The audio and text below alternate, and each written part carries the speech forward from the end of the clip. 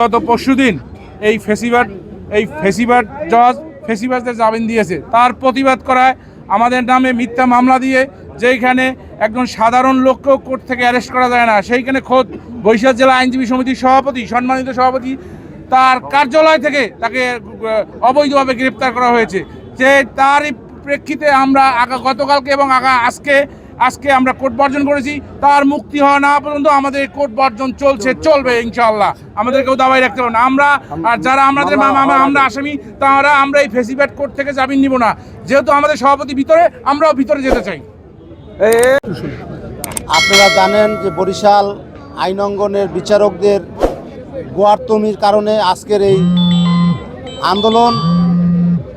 ইতিপূর্বে বরিশাল জেলা আইনজীবী সমিতির সভাপতি এবং সম্পাদক সহ আইনজীবী ফোরামের আহ্বায়ক, সদস্য, সচিব সহ প্রায় 12 জন পিপি, মহানগর পিপি সহ 12 জনকে আসামি করে একটা এফআইআর দায়ের করছে।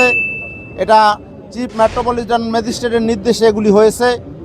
আপনারা আরও জানেন, ইতিপূর্বে বিভিন্ন লোককে অর্থের বিনিময়ে জামিন প্রদান, তৎপরিপ্রেক্ষিতে বরিশাল জেলা আইনজীবী সমিতি প্রতিবাদ করিলে এই মামলার উৎপত্তি, এবং আমরা শুরু থেকেই এর বিরোধিতা করা সত্ত্বেও অর্থের লোভে তারা এই জামিনগুলো বিবেচনা করতেছেন।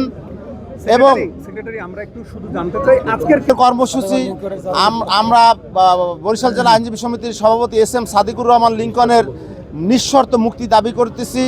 যদি এই মুক্তি, মিথ্যা মামলা প্রত্যাহার এবং এগুলি যদি না হয়, তাহলে এই লাগাতার কোর্ট বর্জন কর্মসূচি অব্যাহত থাকবে।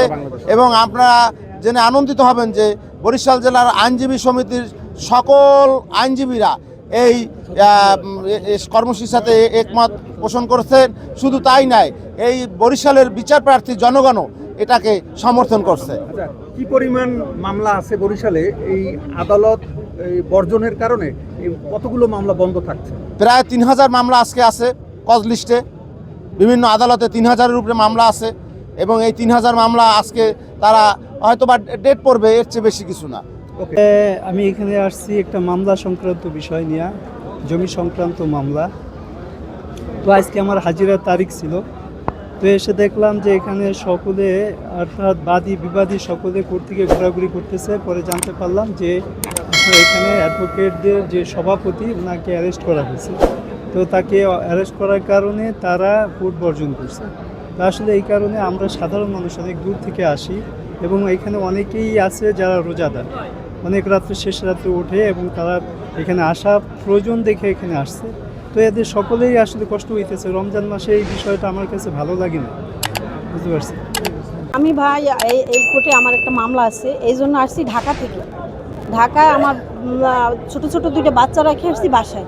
এই মামলার জন্য আমরা স্বামী স্ত্রী 2 জন আসছি।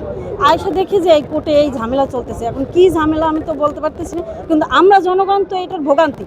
আমরা যে কোথায় যাব?